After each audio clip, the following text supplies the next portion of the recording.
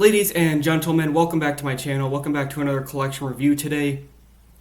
Today's video is going to be about Bandai Namco. And this feels like a good time to make a video like this, especially considering that Atari has announced a whole bunch of products relating to Namco, that they're going to release the PacMan theme 2600 Plus, a whole bunch of re-releases of classic Atari Namco games, and a whole bunch of other goodies. And also because pretty much my very first hardcore retro gaming experience was, it did involve Bandai Namco. And I want to go over a couple honorable mentions. I want a couple miscellaneous items here, Namco related. Spoiler alert, it does involve a certain pizza-shaped dot muncher, if you catch my drift. So, I used to have back when I was a wee lad and I had the Nintendo DS, I had the Namco Museum collection on the Nintendo DS some time ago. And I really enjoyed playing games like Galaga and Tower of Galaga, Dig Dug 2, Mappy, and a whole bunch of other stuff. And of course, I collected a decent amount of Namco games here. And I want to, some of it you may have seen on the channel before, but I just want to go kind of briefly, recap what I have here. So, this involves multiple different consoles, and we're just going to briefly talk about everything quickly, and let's see what we got, and let's see what's building up. So, first few items are more of the honorable mentions, the miscellaneous stuff. So, we got this little Pac-Man stress ball I won at the arcade some time ago. It's a nice little Pac-Man model that's just, this is the one with the eyes, and you can squeeze it. You can make him eat dots. Wait, was he? Ow! He got me. It's a neat little item. I also got this little candy tin right here. That's a replica of a Pac-Man arcade machine. I use it to hold some loose change, but it's a fairly decent little model. Yeah, if you hear rumbling in there, that's some loose change I got. And it even has like a little screen display on the inside. So those are like the non-video game related items. The rest of this box is pretty much it's all video games, so again, for multiple different systems. Talked about this one relatively recently, Miss Pac-Man by Tengen, and I'm putting this one first because this one's published by Tengen, but it is Miss Pac-Man, so technically still Namco licensing, even though the game was initially like kind of a parody game of Pac-Man, but it caught on, so it became officially licensed. But pretty much the only Namco-related game I have on Sega Genesis currently. There are plenty out there, and this is a really, really good port of the game. You can switch up mazes, put on speed booster, and just an all-around really good game. For the North American NES right here, I have Legacy of the Wizard, and no, this does not have Namco licensing on the cartridge, nor does it say in the game anything Namco related. This is actually, I think this one's actually published by a company called Famcom, which, if you know your old Japanese vintage PCs and your PC Engine CDs and all that, I believe they were responsible for Ease and Pop Full Mail. They were responsible for those franchises, which is a really interesting take on RPGs.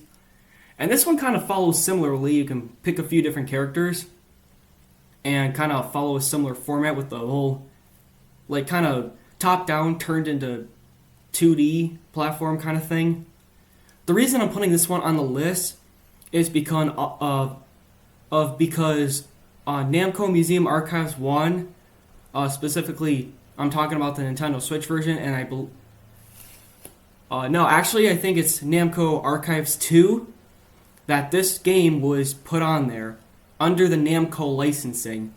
So maybe I'm thinking this game was published by Namco on the Famicom. If there's like the Famicom version of this game, I'll have to look it up. I believe Namco did publish this game in Japan, but it did show up on Namco Collection 1 and another game called Mendel Palace that was made by another company initially, but they had those games on there, so something had to do with Namco right here, so that's why I'm adding it on the list. Alright, and from here on out, the rest of the games are hardcore licensed by Namco, but I wanted to go over those real quick, so try to go in chronological order here. Let's start with the Atari 2600, and I will go over these whole collections at some point. One for the 2600, we got Dig Dug, a fairly competent port of the game. Nice, clean artwork here. I feel like this looks fairly modern for like late 70s, early 80s. Some very impressive artwork here. The game sounds very nice. A lot of you might call it this is one of those games a lot of you might call nostalgic. If you're considering, well, actually, this one was published in 1987, and it does look very good for an Atari 2600 game. So happy to have this one. Moving over to Famicom real quick. I'm going to be very brief about these because, again, I've gone over these two on a previous video. Please check it out if you haven't already. Let's just do this at the same time. We got Starluster and Zeius, two good games. We got the number 3. I think this is like the third game that Namco has published, and 12th one for Starluster here. Both good games. Well, Zeius is definitely a shooter. Starluster is more of a simulation, but it is also kind of a shooter as well. And something really interesting. I think I meant to show this on the other video, but this is the original box for Zeius. It's a very, very small box compared to the North American NES games, and it even has a little manual if we open it up.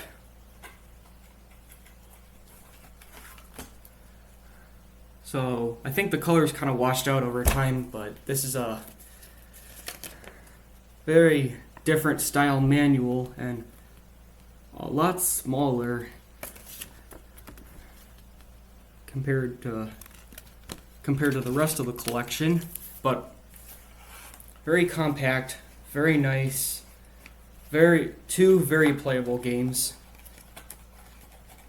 So apologies, I didn't show that in the video earlier. I've never really talked about, I don't think I've talked about 7800 yet, like the Atari 7800.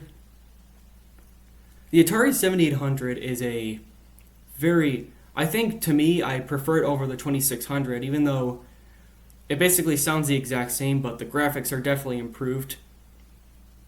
It looks better than the 2600, and I think it's just an overall underrated system all around. But pretty much half of the collection I have right now, I pretty much have 8 games for the 7800 total, and half of them are Namco titles. Which, even if they're published under Atari, they're still Namco games. Let's all face it. I don't think we're going to be in particular. Let's go in particular order here. My most recent pickup has to be Galaga, a standalone Galaga cartridge. One of my favorite arcade games of all time on the 7800. It's a nice little game. A very beat up copy of Miss Pac-Man. You can barely see the artwork, but the cartridge does work. I just found it lying out and about next to a bunch of NES games in one of the electronics flips. It didn't work at first for obvious reasons, but I did clean it up and it works pretty decent. It's just too bad about the label though. But otherwise, not a bad game. Actually, somebody in the comments did recommend that game, and I told them that I already have it, so yeah, very nice. Pole Position 2, this was, funny enough, this was actually a pack-in game. No, I think this was like the packing game for the 7800. I think it came in a different cartridge variant. This might be the standalone cartridge and it got colorized. But this is the packing game for the 7800. And to have a racing game as a packing game, I think is pretty questionable, but overall, not a terrible decision either, because this is a pretty solid racing game, and probably my way to I think I prefer to play like pole position this way. The only thing above that to me would be the arcade version with the wheel. And surprisingly enough, another copy of Zeius for the 7800. I would say I really did like the box art. I did want to pick up the box for this thing, but I thought a loose cartridge would also be okay to have in the collection. The game is fine. I still prefer the Famicom version because it's a little bit faster. 7800 version is a little bit crunched. It's a little bit like tighter than like a little bit tightly compact compared to the Famicom version. If you get what I'm saying. So it's harder to hit enemies, but the ship moves fine overall. It controls fine. So I would say this is a fairly decent port of the game. One for the Nintendo Game Boy, and that would be Pac-Man. Just plain old Pac-Man here. You can't go wrong with Pac-Man. But here's an interesting one. We also got Pac-Man for the Sega Game Gear. I would have to put the Game Boy version over this one because I think the Game Boy version controls better. It is a better controlling game. The Game Gear version does have color. It is Pac-Man all around. So you get what you're paying for. At least if you're buying Pac-Man, you get Pac-Man, and it came on like pretty much every system. So, but here's something really interesting. So if we have the cartridge right here, very similar to the NES artwork. This case right here is actually a specialized like Namco case. If you can see it, it has like Namco written on the bottom, which I thought was very neat and not really easy to come by. So, and let's get into games for the Turbografx-16, aka PC Engine, aka the ugliest console that came out in North America but plays awesome games. We got two here and some I would say must-haves for the system. If you haven't seen them already, we got a shooter here. This is Dragon Spirit. The first Hue card I got for the Turbografx-16, and a fairly decent shooter at that. Works very well with the turbo. We also have Final Lap Twin with the... Oh, hey, check it out. First time actually noticing that sticker on the back. I didn't even bother to look before. I've had this game for a few months now. Final Lap Twin is a very solid racing game, even though the Turbografx-16 wasn't really known for racing games other than Outrun and the very, very few people, such as myself, who like to play Victory Run once in a while, but overall, even the arcade mode is fun as it is. There is an adventure mode, like an RPG mode, where you can, kind of similar to how you go and fight monsters in standard RPGs. Instead, you're actually racing against other people and winning money, and you're going to other places. I don't know how big the RPG mode is in standard, but they also did this with World Court Tennis, again, for the Turbografx. So I would recommend picking this one up. And not to worry, knowing the prices of the Turbografx-16 nowadays, those games aren't typically as violently expensive as other games are for the system. I would definitely recommend picking those up. Hold on to your seatbelts, PlayStation fans. And to all my Super Nintendo fans out there, we have currently no Namco titles for the Super Nintendo or the Super Famicom right now. But please stay tuned for that because we have a boatload of other good games for the Super Nintendo. And on top of that, if we're talking Namco, in terms of like 16-bit slash 8-bit systems, I would say your best bet would be the Sega Genesis and PC Engine.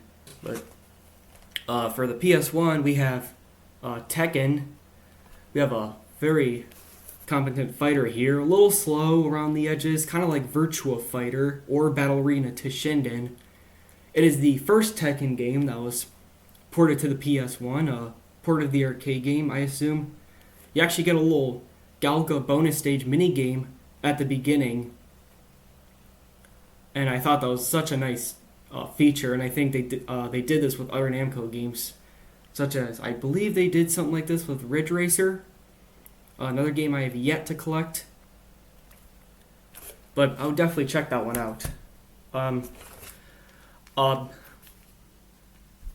This game has got to be a huge, huge guilty pleasure for me. PacMan World. I feel like they should have came up with a more creative title than that, but PacMan World is a 3D platformer that has like new, like kind of newish stages, and it has like the old Pac-Man arcade game, and it's like Pac-Man's 20th anniversary. Yes, that's what they... Yeah, 20th anniversary is what they branded it as, and that's how they marketed this game, but I think it's a really, really good game all around. They basically... I think they did a wonderful job mixing in the stages, like the old arcade stages, with like 3D platforming, and just made it into a really pleasant It's pretty difficult. That second boss is... It's that one part in a game. It's like it's a game you go back to, and it's that one part that I hate that second boss. That's all I gotta say. I hate that second boss. Go play for yourself. You'll see what I mean. Other than that, very nice game. Bought it a few years ago. Disc wasn't working right, and I just rebought it, and it works fine, so I'm really happy about that. Now, in terms of Namco collections, I grew up with the DS1, as I said earlier, but these have to take the cake for being probably the best Namco collections all around. And I got two of them right here. We got Namco Museum 1. It's jam-packed with all kinds of games, and it's so much more. So, to name a few, we got Pac-Man, Bosconian, Galaga, Pole Position, Rally X, and it also includes Toy Pop and new Rally X, emulated arcade versions, but they did something here that made it more than just a collection of games. Anywhere else, it would have been just like you got a list of games and you can go play them, but you can walk through the museum and you walk through it like it's a 3D, like first-person view, and you go in and it's like they did an outstanding job with the music. The presentation is on point. They included all kinds of information, and like the gallery stuff is just off the charts. Everything they just did here is off the charts, and the emulation is on point. And similarly, we got Namco Museum Collection Volume 3. This one has Galaxian, Miss Pac-Man, Pole Position 2, Dig Dug, Fozon. A lot of you might be unfamiliar with Fozon, but another one I recommend checking out. Tower of Galaga, one of my favorite arcade games as well. Oh yeah, and that's just the 6. Namco Museum 1 had Namco Museum 1 had 7. This has 6 titles, but you know, what are you gonna do? Same thing I said for the first collection. Great all around. Might be just as great. Both of the games are really, really nice. PlayStation owners, please take notes, because if you love your Namco arcade games, that's it. Those are the ones to get right there. For Game Boy Advance, we have Tekken Advance. We have a portable 32-bit version of... is it Tekken or Tekken 2? I think this is actually... This might be a port of Tekken 2 or some other Tekken game. No, Fairly I'm actually surprised. I mean, there's a few shit fighters on the Game Boy, Game Boy Color, and Game Boy Advance. This is not one of them. This is actually a fairly decent game. This is one of the first cartridges I added to my collection, as a matter of fact. And I found this in the bargain bin, and I still don't regret picking it up. I think it's a fairly competent game. And last but not least, one that I showed last week for the PS2 is Namco Museum.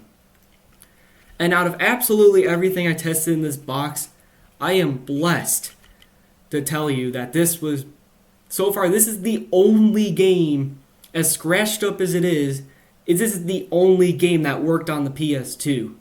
I have a couple other games I'll show at some point, but this is the only game that I bought from that box that worked on the PS2 from the get-go. So I'm really happy about that.